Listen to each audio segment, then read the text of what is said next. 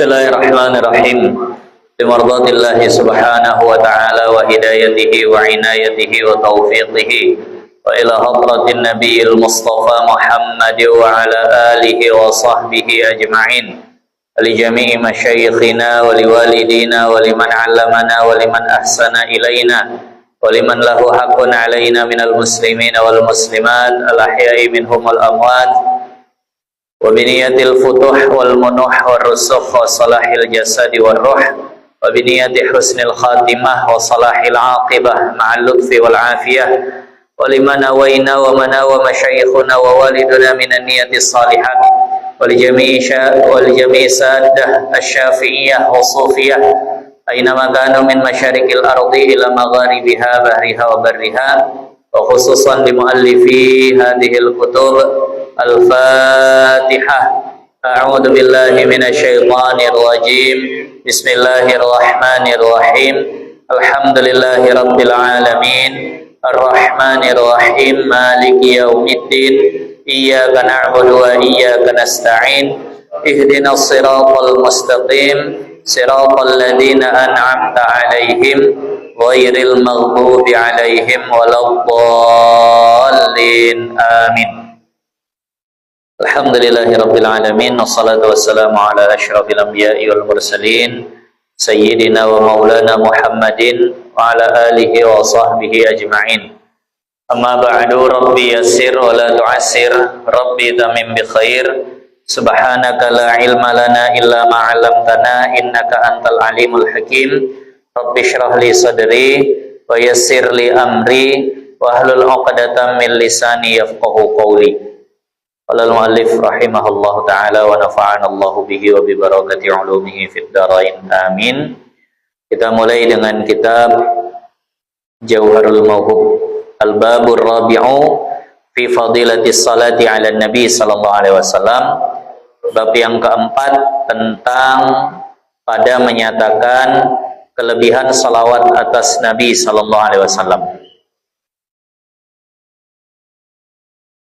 Dan yaitu salawat itu jika daripada Allah Ta'ala maknanya rahmat. Jadi kalau ada ucapan Allah bersalawat itu artinya Allah merahmati. Nah, jadi kalau salawat itu dari Allah itu maknanya adalah rahmat. Dan jika daripada yang lainnya, daripada malaikat dan lain daripada mereka itu maknanya doa. Kalau dari malaikat maknanya doa, kalau dari manusia maknanya doa. Ada yang lebih mengkhususkan kalau dari malaikat itu doa minta ampunan ataupun istighfar. Jadi kalau ada cerita atau ada hikayat atau ada ungkapan di dalam kitab, malaikat bersalawat untuk kita artinya malaikat beristighfar, memohonkan ampun untuk kita. Nah, jadi kalau dari Allah itu maksudnya rahmat. Firman Allah Ta'ala, ya ayyuhalladzina amanu sallu alaihi wa sallimu taslima. Hai mereka yang beriman, mereka itu salawat olehmu atasnya dan salam olehmu akan sebagai salam, akan benar-benar salam. Ini yang biasa dibaca sebelum adzan. Innallaha wa malaikatahu yusalluna 'alan nabi. Ini bacanya hati-hati ya. Saya sering dengar nabinya itu jadi ada huruf H-nya gitu. Nabi, innallaha wa malaikatahu yusalluna 'alan nabi. Salah, nabi. Bertambah huruf 'alan nabi. Nah, pakai ya ujungnya. Ya ayyuhalladzina amanu sallu 'alaihi wa sallimu taslima. Kata Syekh Al-Fasi pada syarah Dalailul Khairat, ketahui olehmu bahwasannya bagi orang yang mensalawat atas Nabi sallallahu alaihi wasallam 10 karomah. Orang yang bersalawat kepada Nabi itu dapat 10 kemuliaan. Gampang semua tahu salawat Allahumma sholli ala sayyidina Muhammad dapat 10 kemuliaan. Pertama, mensalawat akan dia oleh Malikul Jabbar. Yang kedua, yang pertama dia akan dirahmati oleh Allah. Bahkan 1 kali salawat balasannya 10 kali rahmat. Itu satu keuntungannya. Kedua, mensyafaatkan dia oleh Nabi Al-Mukhtar. Yang kedua, dia akan mendapatkan syafaat dari baginda Nabi. Kata baginda Nabi, aksiru minas salati alayya. Perbanyaklah salawat kepadaku, kata Nabi. Fa inni asyfa'u lakum ala qadri dzalika. Karena sesungguhnya aku akan memberi syafaat kepada kalian seukuran banyaknya salawat kalian kepadaku. Makin banyak salawat kita kepada Nabi, maka akan makin banyak kita mendapatkan syafaat dari Nabi. Apa itu syafaat? Syafaat itu pertolongan. Syafaat itu bantuan. Di dunia aja kita ingin dapat banyak bantuan. Jazakallah ya. Orang kena tilang di jalan, wah itu nyari syafaatnya ke sana sini.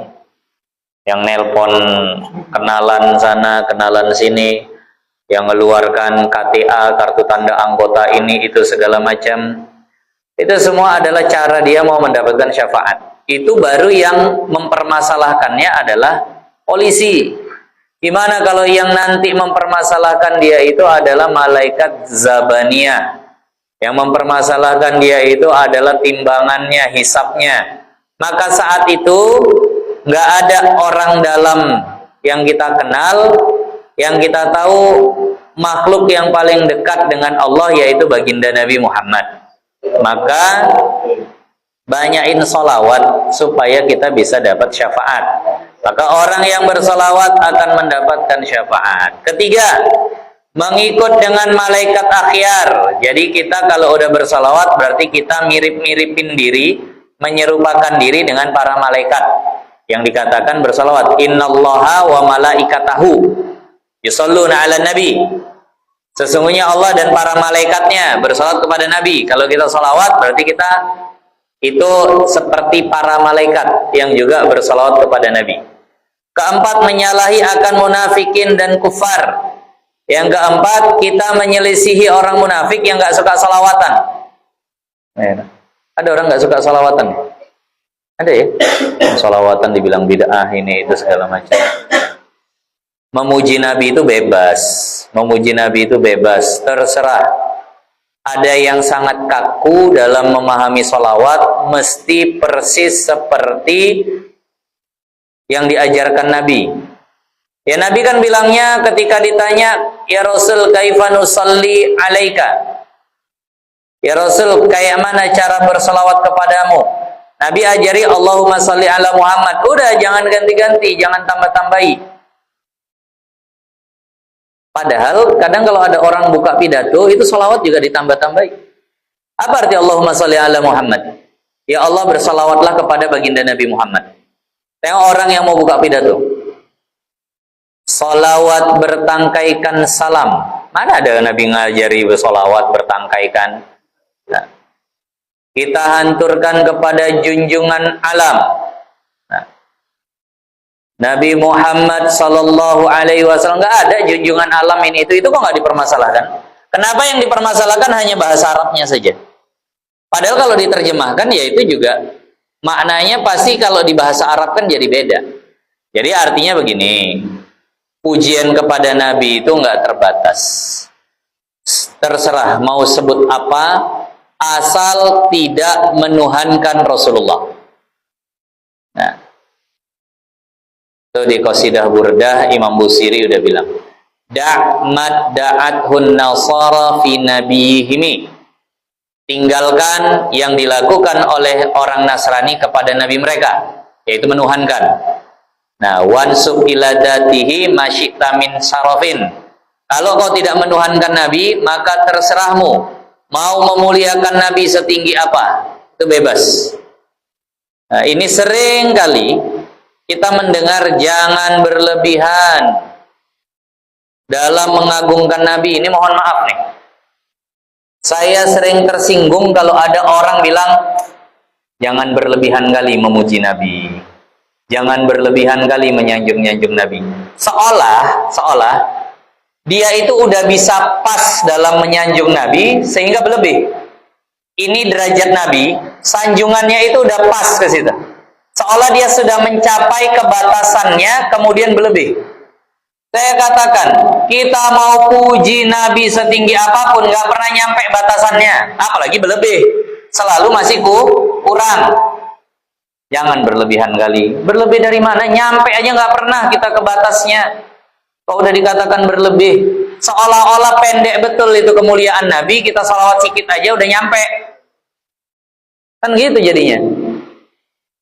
Jadi jangan pernah bilang, ente berlebihan nama Nabi Muhammad. Enggak. Kita buat sebelum seperti yang dibuat oleh para sahabat. Kita yang buat cuma pakai kata-kata. Sahabat Nabi meludah, ludahnya jarang sampai ke tanah, ditampung sama sahabat, diusap ke wajah, ke badan, kemana. Nabi Muhammad pangkas, sahabat udah antri, ngapain? Berharap dapat rambutnya Rasulullah. Itu yang dilakukan para sahabat. Kita cuma ngucap-ngucap udah dibilang berlebihan. Tuh bilang sahabat tuh yang ngusap air liurnya Nabi ke badannya. Ternyata Nabi nggak mengingkari itu. Nabi biarkan. Katanya ikut Nabi, tapi baru ngucap-ngucap udah dibilang berlebihan. Kelima, menghapuskan kesalahan dan auzar, menghapuskan segala kesalahan dan dosa. Kita salawat, dosa kita diampuni. Keenam, menolong bagi menyampaikan segala hajat dan autar, akan mengabulkan segala hajat dan keinginan. Kalau punya hajat, salawatin. Kalau punya hajat, salawatin. Saya sering nerapinnya, dan alhamdulillah sebagian besar hajat terkabul. Kalau seandainya disalawatin. Nah, kalau seandainya disalawatin. Dulu nih, sekedar ini aja lah, sekedar pengalaman. Dulu saya ke Kuala Tanjung nih naik mobil Taruna mereknya. Oh, Masya Allah, borosnya luar biasa. Kali pergi sebelum bensin naik udah 250.000 pergi pulang. Akhirnya agak pingin gitu. Pingin lah nih ganti mobil. Tiap saya ngelihat mobil Xenia sama Avanza, saya salawatin. Allahumma sholli ala Sayyidina Muhammad. Allahumma sholli ala Sayyidina Muhammad. Ganti jadi Xenia Avanza. Kata istri saya, kok nggak R3 lah yang kesalawatin. Ya udah, memang itu salawatnya. Makbul. Jadi kalau punya hajat, salawatin. Terserah hajatnya apa. Nah, yang punya itu salawatin. Nah, ini saya mau nyolawatin yang lain, sayang. Ini kalau pingin lagi salawatin dalam hati saya, kok kayaknya salawat Nabi kecil kali untuk dunia. Maka fokusin aja lah, salawat untuk syafaat, salawat untuk husnul khotimah, salawat untuk hajat-hajat akhirat saja. Hajat dunia udah terkabul, tapi saya takut gitu ya. Artinya kok jadi pendek kali salawat itu hanya untuk meraih keuntungan dunia. Tapi nggak salah tuh. Kenapa? Karena banyak yang nganjurin seperti itu. Ada yang pingin nikah belum dapat jodohnya, tengok satu orang soleh, soleha, salawatin gitu. Nah, salawatin. Ini saya punya murid. Ini pengalamannya sendiri ini. Bahwa dia suka sama satu orang perempuan, ya wajar lah gitu. Tapi dia nggak pernah bilang. Tapi setiap kali dia lewat rumahnya, dia salawatin. Sekarang jadi istrinya. Masya Allah. Tiap kali lewat rumahnya, dia salawatin. Allahumma sholli ala Sayyidina Muhammad. Allahumma sholli ala Sayyidina Muhammad. Allahumma sholli ala. Tiap dia pergi kerja, dia ngelewati rumah tuh, dia agak lambatin, dia salawatin gitu. Dia agak lambatin, dia salawatin. Sekarang jadi istrinya. Tuh, memang betul-betul mengabulkan hajat dan keinginan. Ya, yang ikhwan yang, tapi jangan semua rumah perempuan disolawatin, satu aja lah. Pantang lewat salawatnya kalau untuk hajat ya itu, tapi kalau untuk memperbanyak silahkan. Jadi dia mempermudah kabulnya hajat dan keinginan. Itu tadi autar. Ketujuh, bercahaya dan cemerlang zahirnya dan asrar. Bercahaya dan cemerlang zahir dan batin. Ini beliau menjaga sajaknya ya, menjaga sajaknya. Dari atas tadi itu udah ar semua ujungnya. Kemudian kedelapan, kelepasan daripada huru hara negeri Darul Bawar. negeri akhirat maksudnya. Nah, jadi orang yang bersolawat itu insya Allah tidak akan panik. Bahkan dalam satu riwayat itu saya baca, di saat nanti di padang mahsyar itu kan orang-orang pada keliling jumpai Nabi Adam, jumpai Nabi Musa, jumpai Nabi Ibrahim, minta syafaat kan itu. Karena di padang mahsyar itu dibangkitkan. Setelah dibangkitkan dibiarkan Allah. Riwayat ada berpuluh-puluh tahun, ada yang bilang beratus-ratus tahun. Berdirinya kita di padang mahsyar itu jauh lebih lama daripada hidupnya kita di dunia ini. Sampai orang nggak tahan. Ini mau sampai kapan dibiarkan berdiri gini? Lapar nggak bisa makan, haus nggak bisa minum, mohon maaf, telanjang nggak bisa berpakaian, matahari dekat di atas kepala, keringat bercucuran, sampai payah betul. Akhirnya orang tuh pada keliling. Jumpa Nabi Adam minta tolong, jumpa Nabi Ibrahim minta tolong, panjang kisahnya itu. Maka kata sebagian ulama, orang yang betul-betul kenal dengan Nabi Muhammad nggak ikut keliling saat itu. Kenapa? Karena tahu kisahnya, juga bakalan ditolak nih. Ini juga bakalan nggak dipenuhi. Langsung nyari baginda Nabi Muhammad, nggak ikut keliling. Jadi nggak capek-capek, nggak capek-capek. Jangan dirasa mudah tuh nyari orang di padang mahsyar. Gimana nyari Nabi Adam di padang mahsyar? Gimana nyari Nabi Musa? Wah, ya Allah, manusia dari manusia pertama sampai manusia terakhir, hewan dari hewan zaman Nabi Adam sampai zaman terakhir. Nah, masa zaman akhir zaman itu dihidupkan semua hewannya lagi. Nah, tapi kalau hewan jadi tanah, setelah disidang, manusia beralih ke surga dan neraka. Na'udzubillah. Kemudian yang berikutnya, kesembilan, memasukkan negeri Darul Qarar, maka dia akan masuk ke dalam surga dengan salawat tadi. Ke-10, salam daripada Tuhan Ar-Rahimul Ghaffar, akan mendapatkan salam dari Allah yang Maha Pengasih lagi Maha Pengampun. Dan lagi tersebut di dalam Hadaiqul Anwar, kitab Hadaiqul Anwar, bermula segala faidah. Nah, dan pertaruhan itu keuntungan lah kita artikan, bagi orang yang mensolawat atas Nabi Sallallahu Alaihi Wasallam itu 41, Masya Allah, panjang betul nih. Ada 41 keuntungan, 41 faidah ketika kita bersolawat kepada Nabi. Ditulis semua sama beliau sini, kita baca secukupnya. Pertama, menjunjung titah Allah dengan salawat itu, melaksanakan perintah Allah. Kedua, muwafaqah akan dia Allah Ta'ala pada salawat atas Nabi, sama seperti yang dilakukan Allah. Ketiga, muwafaqah akan dia malaikat, sama seperti yang dilakukan malaikat.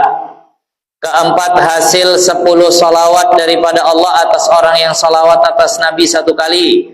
Satu kali salawat dapat 10 rahmat.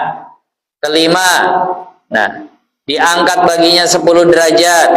Keenam, disurat baginya 10 pahala kebajikan. Ketujuh, dihapuskan daripadanya 10 kejahatan. Ini dengan sekali salawat.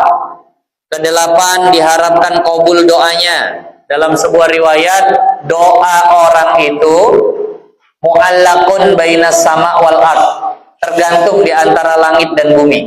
Kalau kita berdoa, itu doa kita nggantung, ngawang-ngawang, nggak nyampe ke atas, nggak sampai didengar para malaikat, nggak sampai dikabulkan oleh Allah. Tapi ketika doa ini dikawal dengan sholawat, maka dia akan nyampe. Nah, maka dia akan nyampe. Nah, jadi makanya dikabulkan doanya. Kesembilan, sebab bagi syafaat Nabi Sallallahu Alaihi Wasallam. Nah, ini menjadi sebab kita mendapatkan syafaat. Ke-10, sebab bagi gufran dosanya dan menutupi segala uyubnya. Orang yang rajin salawat, dosanya diampuni, aibnya ditutupi. Ke-11, sebab bagi memadakan barang yang dicitanya, terkabul cita-citanya. Ke-12, sebab bagi mendampingkan, ada mimnya satu lagi, sebab bagi mendampingkan hamba daripada Nabi sallallahu alaihi wasallam, nanti bertetangga sama Nabi. Ke-13, sebab bagi menempati bersedekah. Posisi salawat sama seperti posisi sedekah pahalanya.